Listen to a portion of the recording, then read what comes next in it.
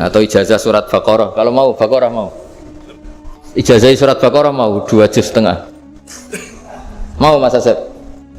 Ya Fatihah aja yang gampang ya. Nah, ya kulhu Fatihah ini paket ringan ini. Tapi pahalanya apa? Besar. Ini beda ya, artinya selama ini mungkin Anda baca tapi monoton ya. Tapi ini saya bacakan teks aslinya tentang istilahnya itu mazaya itu kelebihannya Fatihah. Saya baca Arabnya dulu, nanti ini terakhir ijazah. Tadi kan saran-saran umum tentang sosial ya, pokoknya jadikan kebaikan itu punya nilai sosial yang baik lah. Jadi nanti orang yang nggak amanah nggak laku ya, calon bupati, gubernur, presiden yang nggak amanah juga nggak laku. Begitu juga kiai yang tidak amanah juga nggak laku, suami yang nggak amanah juga nggak laku, istri yang nggak amanah juga. Sehingga kebaikan ini jadi nilai sosial yang dalam tanda kutip sudah keniscayaan ya. Yang diinginkan Allah itu seperti itu, bukan kebaikan yang dipaksakan karena kekuatan negara. Maksudnya kalau bisa kebaikan itu tidak usah dipaksakan, memang sudah satu kebutuhan. Tak cerita-cerita di negara maju itu, bahkan apapun jatuh itu nggak ada yang ngambil apa itu. Makanya gambarannya Mekah Medina kan gitu kan, barang jatuh nggak ada yang berani apa ngambil itu, saking sudah jadi sistem. Sehingga banyak negara di Eropa itu yang sampai nggak punya tentara, nggak punya polisi karena kebaikan sudah. Nah kita kan masih capek, polisinya aja capek apalagi masyarakatnya, karena ya kebaikan itu belum jadi nilai bersama. Nah, kita selain ditopang negara, ada polisi, ada tentara, itu kita usahakan kebaikan itu jadi nilai bersama. Ya, tadi wa'tamiru bainakum bima'ruf. Dan kita punya reputasi yang bagus dalam bab ini.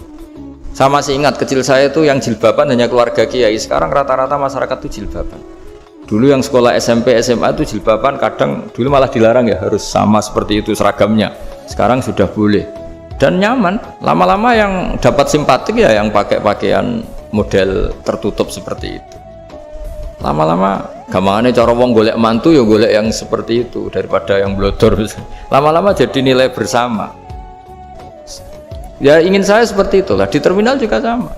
Orang mau makan cari warung yang kelihatan ada ayat kursinya, pakai jilbab, atau paling enggak dia enggak mungkin lah nyuguhkan yang tiren atau yang haram. Akan ada garansi sosial, ada apa? Ada garansi apa? Sosial dengan penampilan yang soleh itu kan, masa iya nyuguhkan oplosan babi itu misalnya itu. Jadi nilai sosial itu harus harus benar-benar jadi nilai sehingga negara biar gak capek-capek. Polisi juga gak capek kan, karena tugasnya corong Jawa mau ngawat-ngawati tok, tapi sudah tidak perlu tegang karena kebaikan sudah jadi nilai bersama.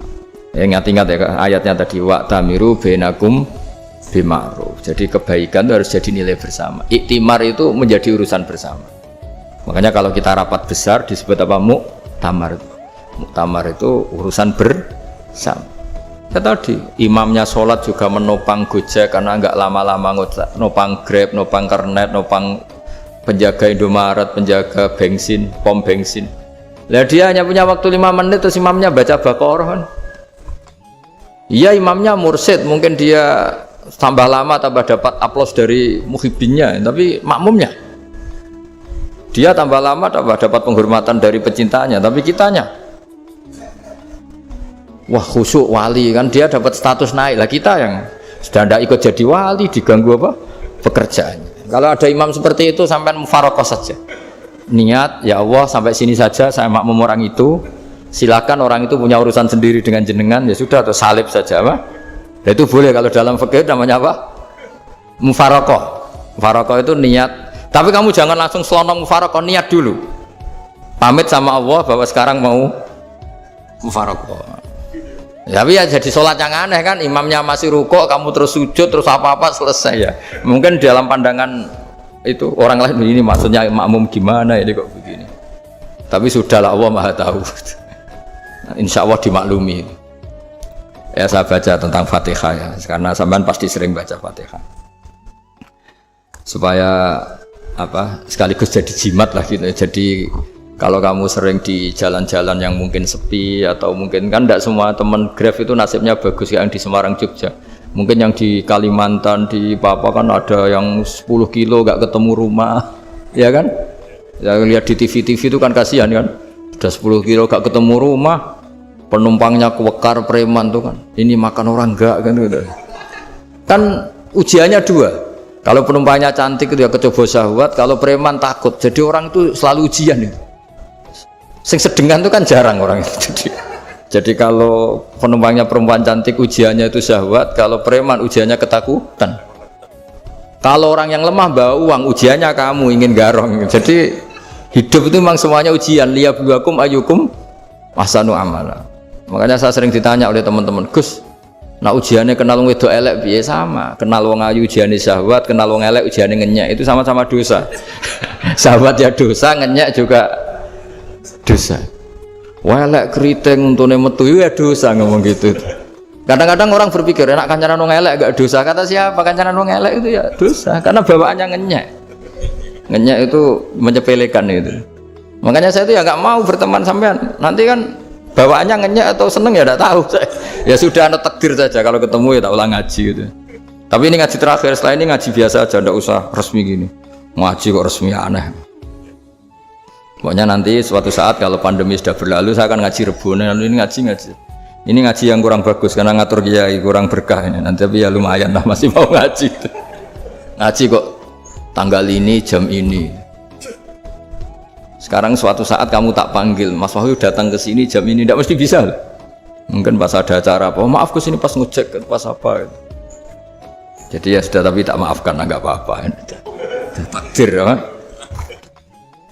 Tak bacakan supaya sampean tahu keramatnya Bismillah. Nah sebelum saya bacakan Bismillah Fatihah, tak beritahu tentang ilmu tafsirnya, karena ini penting sekali. Fatihah itu dawuhnya Allah, tentu itu dawuhnya Allah. Saya ulang lagi, itu kalamullah. Tapi yang sudah diberikan kesampaian ke kita semua, sehingga seakan-akan itu menjadi dawuhnya kita ke Allah.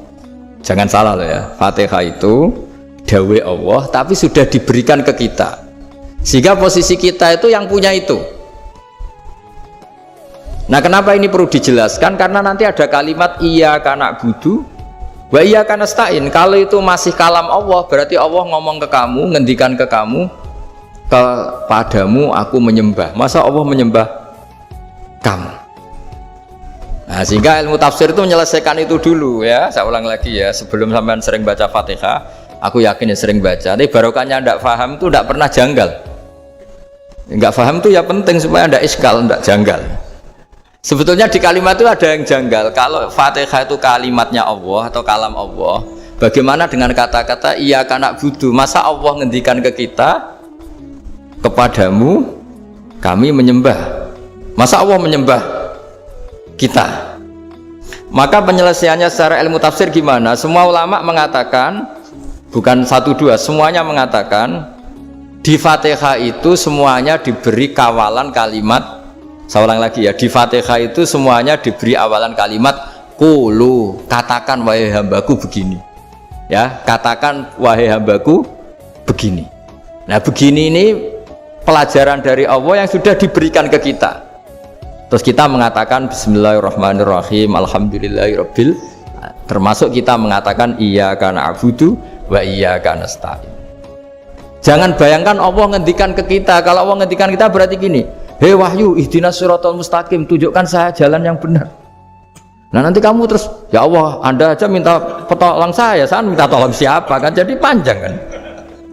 Ya, saya ulang lagi ya. Jadi itu di Ulumul Quran diterangkan gimana? Sebelum baca Fatihah, ya, Fatihah itu kalamullah, ngendikane Allah, tapi yang sudah diajarkan ke kita dan sudah milik kita, sehingga kalimat itu menjadi milik kita. Tapi ya kalamullah, tetap kalamullah, tapi sudah menjadi milik kita. Udah paham ya? Ya pinter nah. Ya, karena kalau tanpa penjelasan seperti ini, Anda akan iskal. Bagaimana Allah, iskal itu janggal, bagaimana Allah mengatakan iya karena butuh. Kan jadi aneh ya? Ya, jadi tak jelaskan secara ilmiah ya. Jadi kata ulama-ulama tafsir, ayat-ayat Quran seperti ini sebetulnya dimulai dari qulu apa? Meskipun nggak dilafatkan. Itu kan sama dengan qul huwallahu ahad Muhammad, katakan kalau Tuhan itu satu. Ya namanya Quran itu kan kalam Allah, membina nabinya, membina umatnya. Makanya dikatakan atau enggak di sini tersembunyi kata qulu, katakan. Ya, jadi ya ibarat apa itu? Kamu ngajari anak kamu lah, panggil jenengan bapak kulo. Itu maksudnya anak itu, kalimat itu kalimat kamu, tapi kamu ajarkan ke anak kamu. Terus anak kamu bilang, Pak jenengan bapak kulo. Nah, ketika kamu mengatakan jenengan, bukan kamu mengatakan jenengan anakku, berarti anakmu itu bapakmu, kan lucu kan? Anak kamu ajari jenengan bapak kulo, kamu engkau bapak saya. Terus anak kamu mengulang jenengan atau kamu bapak saya. Berarti itu kalimat yang kamu ajarkan, tapi sekarang sudah milik anak kamu. Kalau itu kalimat kamu kan lucu, masa anak kamu bilang bapak. Nah itu seperti itu. Jadi ulama memberi solusi atau jawaban iyyaka na'budu. Ya itu sebelumnya ada kata-kata qulu, katakan wahai hambaku, hubungan kamu dengan saya adalah katakan iyyaka na'budu wa iyyaka nasta'in. Terus hubungan kamu dengan saya katakan juga dalam doamu ihdinas siratal mustaqim. Jelas ya, jadi itu kalam Allah yang sudah milik kita karena diajarkan Allah untuk kita. Dong ya? Ya dong, gak jelas gak. Tapi bagus, gak jelas tuh bagus. Kalau kamu jelas gak jadi digrab, jadi gubernur.